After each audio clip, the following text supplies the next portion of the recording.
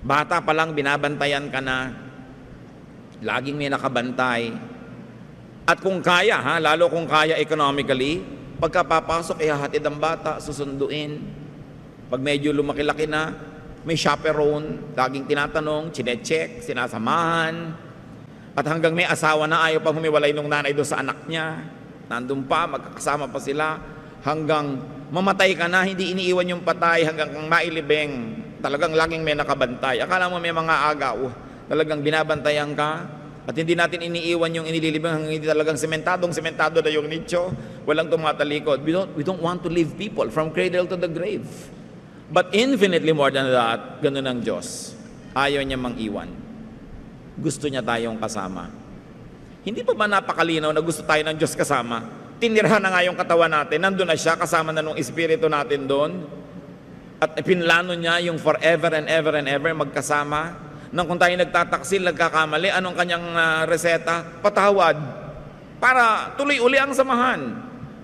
Yun namang mga nagkakamali, nag-aaway, hindi lang nagkakabalikan kasi hindi nagpapatawaran eh. Pero oras na willing ka magpatawad, nagkakabalikan. At yun ang modelong binibigay sa atin ng Diyos.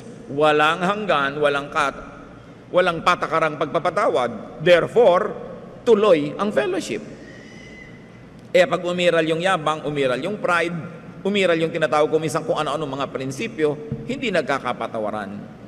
But all people were reconciled to God through the work of Jesus. Ayaw mo man o gusto na reconcile ka sa Diyos dahil sa ginawa ng Panginoong Hesus. Dahil siya namatay para sa lahat.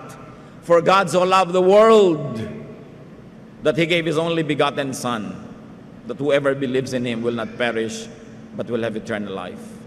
Hindi lang namatay si Jesus para sa ating kongregasyon. Hindi lang siya namatay para sa ating relihiyon. Namatay ang Panginoong Hesus para sa lahat ng taong nilikha ng Diyos. At dapat ang lahat ng tao mag-respond sa katotohanan na yon at makipagmabutihan sa Diyos. 2 Corinthians 5:19, God was reconciling the world to Himself in Christ, not counting men's sins against them. And He has committed to us the message of reconciliation. Yun ang mensahe ng Diyos sa atin, reconciliation. Kung may mensahe tayo sa ating kapwa, dapat din reconciliation. Sasabihin ni ang layo mo sa Diyos, akala mo lang yun, nakipag-reconcile na sa iyo ang Diyos. Dapat lang malaman mo yun, na nakipag-reconcile na. Pero alam mo mat hindi, nakipag-reconcile sa iyo. Laan, ipinatawad na ang dapat ipatawad at laang tanggapin kang muli. Dapat lang ikaw ay sumugot na, oo, gusto ko rin makipagbalikan sa Diyos. Because God was reconciling not only a portion of the world, but the world to Himself. 1 Peter 3:18, for Christ died for sins once for all. Hindi yan for a chosen few, Christ died once for all. The righteous for the unrighteous to bring you to God. Dapat wala kang self-righteous feeling. Ako lang para sa akin lang namatay ang Diyos. Para sa lahat namatay sa Diyos.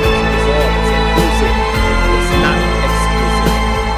Ephesians 2:13, but now in Christ Jesus, you who once were far away have been brought near with the blood of Christ. Ay mong pag-ibig ito, laging gumagawa ng paraan para makipagbalikan. Hindi yung naines nilayasan, sinusuyo na ayaw pa. In other words, gumagawa ka ng paraan para huwag magkabalikan. Pero ang Panginoon laging nakikipagbalikan. Kaya mabilis bumalik. Alam nyo, pagka yung lalo na yung nagawa ng kasalanan, yung aggrieved party, willing magpatawad, di reconciliation na agad. Dahil siya naman yung dapat magpatawad, willing siya. Kaya nagkakabalikan uli. God's love loves at all times.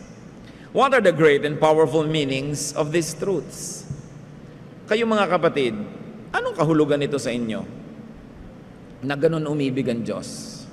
Walang patakaran, walang hangganan, laging nagpapatawad, laging tumatanggap. Sasabihin niyo, baka umabuso naman yung iba. Tayo na nga yung mga abuso dun eh. At salamat gado ng Diyos dahil tayo mga abusero ang nakikinabang. Ba't naman ayaw mong makinabang yung ibang umaabuso rin? Sa lagay, ikaw na lang, sa abuso mo ang makinabang sa kabaitan ng Diyos, tapos yung iba wag mo ang pakinabang? The same door that you want to be open for you must be kept open for others. Don't burn the bridge over which you too needs to pass. Kailangan natin lahat yung ganung uri ng pag-ibig ng Diyos. God loves you. But remember this, God loves everyone else, even those you don't love. Even the people you hate, God loves them. So alam natin kung anong dapat natin gawin bilang pagsunod sa halimbawa ng Diyos at kahit na lang bilang pagtanaw man lang ng utang na loob sa Kanyang walang patakarang pag-ibig. Haba-habaan pa natin ang pasensya sa kapwa. Luwag-luwagan pa natin yung loob natin para maraming tayong mapatawad. Dami-damihan pa natin ang pagmamahal. Bawas-bawasan natin yung pagiging saganang akin, sa paningin ko, ito yung standard ko, na wala nang makapasa-pasa. Kailangan tayong matuto, maisaloob natin kung anong ibig sabihin ng pag-ibig ng Diyos. Kahit masaulo mo lahat ng verses, kahit magaling kang kumanta o tumugtog o magturo o mangaral, kung hindi ka umiibig ng ganito, ibig sabihin walang talab sa iyo ang alam mo. Kailangan tablan ka nito. At ang talab ng salita ng Diyos, yung tayo nagiging mas maibigin. Hindi nagiging mas marunong. Maghalaga namang maging marunong. Hindi naman tayo tinuturuan ng Diyos para tayo maging marunong eh. Tinuturuan niya tayo para tayo maging maibigin dahil minamahal niya tayo. Love yourself. God doesn't stop you from loving yourself. Sabi ni Jesus, love your neighbor as yourself. Hindi niya inaalis na mahalin natin ang sarili natin. Kaya lang, kung paano mo minamahal ang sarili mo, gawin mo rin mahalin ang kapwa mo. Kung paano minamahal ang anak mo, bigyan mo rin ng ganung uri ng pagmamahal yung anak ng iba. Hindi yung pagka ang anak mo ang gumagawa ng mali, cute. Pagka iba, masama. Dapat ine-extend natin yung pag-ibig natin. Brothers and sisters, listen well. Except for marital love, love must not be exclusive. It must be inclusive. Mahal mo ang sambahayan mo, mahal mo rin dapat yung sambahayan sa kabila. Mahal mo yung anak mo, mahal mo rin dapat yung labanderang naglalaban ng damit ng anak mo. Mahal mo yung mga pamilya mo, mahal mo rin dapat yung mga taong kasama nyo sa bahay, kamag-anak nyo at hindi sa dugo, pero kasama nyo doon. Hindi yung namimili sobra ang pag-ibig mo. Anak ko lang ang dapat kumain ng masarap. Pag pinapakain nyo ng masarap ang anak nyo, may empleyado kayo, gumawa kayo ng paraan na kahit man lang din paminsan-minsan, kung hindi nyo makayang madalas, makakain din ng masarap yung anak nila. Kasi mga likha din yun ng Diyos. Hindi lang kayo ang nakakaranas ng bakasyon, kung kayo ang may-ari ng kumpanya, binibigyan nyo rin ng bakasyon yung mga taong nagtatrabaho sa inyo. Kahit legally, required sila magtrabaho ng ganito, pero kaya nyo naman bigyan ng mga bakasyon. Yung mga empleyado ninyo, halimbawa na may mga pamilya, hanggat pwede nyo pinapauwi para makauwi, kasi mamahalin nyo rin yung pamilya nila. Hanggang hindi tayo nagmamahal ng ganon, ang mahal mo lang yung kamag-anak mo, yung sambahayan mo, anong pinagkaiba mo sa hindi naniniwala sa Diyos? Mapagmahal din sila. Sabi ng Panginoong Yesus, kung ang binabati mo lang, yung bumabati lang din sa'yo, hindi ba kahit yung mga Gentiles ganyan? Kung mabait ka lang, doon sa mabait din sa'yo, kahit mga kriminal mabait din sa sarili nilang nanay. Anong pinagkaiba mo? Sabi ni Jesus, dapat nalalampasan mo yon, nahihigitan mo yon. Namamahal mo, hindi ka mahal-mahal. Ngayon, yung pag-ibig na tinutukoy natin dito, hindi emotional love. Alangan mang ma-emotional love mo ang lahat ng tao. Mahirap namang matupad yun. Pero yun lang, committed ka sa ikabubuti nila, gumagawa ka ng paraan para sila ay mapainam ang buhay. That's love. It doesn't have to be emotional. It can be a mental and an intellectual commitment to the betterment of someone else's life. Love yun. So, hindi dapat exclusive masyado yung kindness and goodness. Bawat tao, nandun ang Espiritu ng Diyos. Ano man ang pagmamahal na ibigay mo dyan, Diyos ang nakakadama. Pero ano mang pagkukulang o kaya kasamaan ang gawin mo doon, Diyos din ang nagdaramdam kasi nandun din sa tao na yon yung Espiritu ng Diyos. At nais kong ulitin, hindi mo man siya mahal, mahal siya ng Diyos. Kung ikaw ay naging magulang na, alam mo yon, ang pinakamadaling paraan para kabigyan ng kasiyahan ay yung mahalin ng iba yung anak mo. Di bali na hindi ka maregaluhan sa birthday mo, pero yung anak mo, kinutuwa mong naaalala nila. Daig pang sa'yo ibinigay ang regalo kung ang anak mo ang regaluhan. So ganon din ang Panginoon natin, ang Ama sa Langit. Pag binibigyan natin ang ating kapwa, daig pa na sa Kanya tayo nagbibigay. Pero pag pinagkakaitan natin ang ating kapwa, ang Diyos din na magulang din niya na nasa langit, ang nagdaramdam. So pahabain natin, palawakin, paramihan ang pinupuntahan ang ibig sabihin ng pag-ibig ng Diyos. But never forget and never neglect to love yourself, because Jesus says, love your neighbor as yourself. Hindi masamang mahalin ang sarili. Masama lang kung tanging sarili mo na lang ang minamahal mo at wala ng iba. Ama namin, salamat sapagkat kayo mapagmahal. Kahit paulit-ulitin namin ang pagbubulay-bulay, pag-aaral ng iyong pag-ibig, hindi namin kayang unawain lahat ng sabay-sabay. Pero sa ngayon, dalangin namin, dagdagan nyo ang pangunawa namin. Pangunawa sa inyong pag-ibig na lalo, Panginoon, maglalapit ng aming loob sa inyo, lalong makakapagsabi sa aming napakabuti nyo talaga, at higit dyan, lalong magbibigay sa amin ng inspirasyon, kakayahan na maging mapagmahal din sa aming kapwa. Huwag lang kami maging tagatanggap ng iyong kabutihan, maging daan din kami nito patungo sa iba. Pagbulay-bulayan natin, mga kapatid, ang ibig sabihin ng God's amazing love